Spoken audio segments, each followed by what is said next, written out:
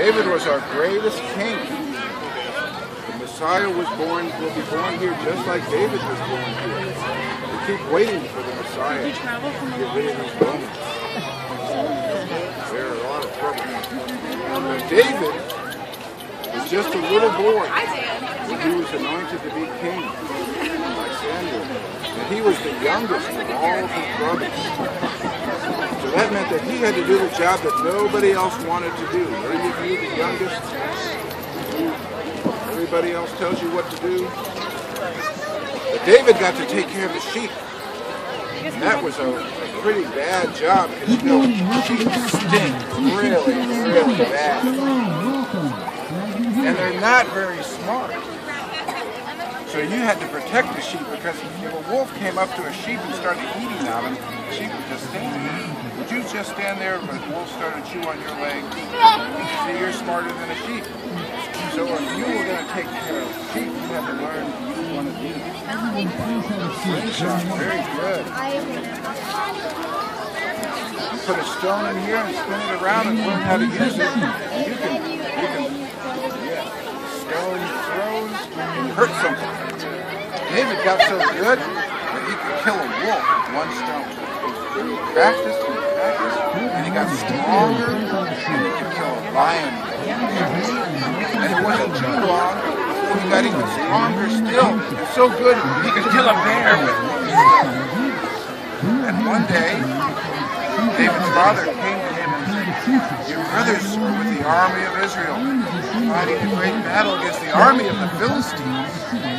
They are hungry, they need some food. You need to take this food to them." And David thought this would be great. He was going to see a battle. People with arms and legs cut off and guns everywhere.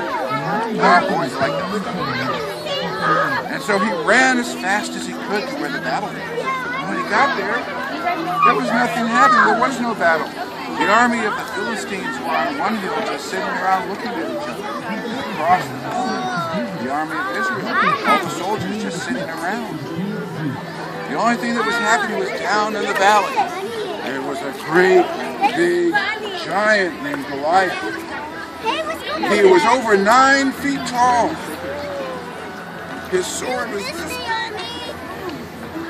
His shield as big as a man, his spear as tall as a house. And he cried out to the soldiers of Israel on the hill, "You come down and fight me." And nobody would fight him. They were all afraid.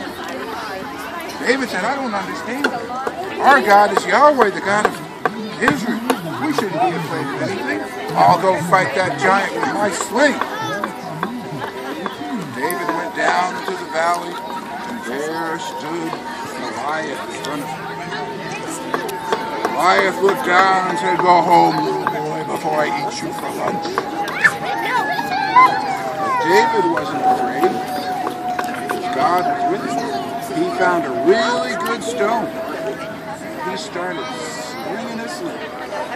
Faster and harder and stronger than he ever had before, because he could feel the strength of God in his heart. And he let the stone fly. And it flew through the air and hit Goliath right between the eyes.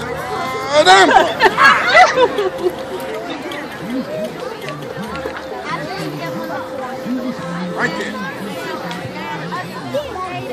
And Goliath fell dead. And because David hadn't seen the blood and guts yet, he took Goliath's sword and he chopped Goliath's head off.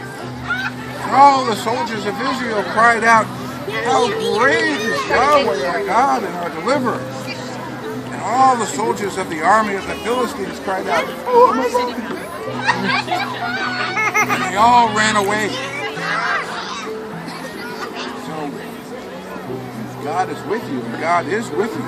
We have a word for that, Emmanuel, God with us.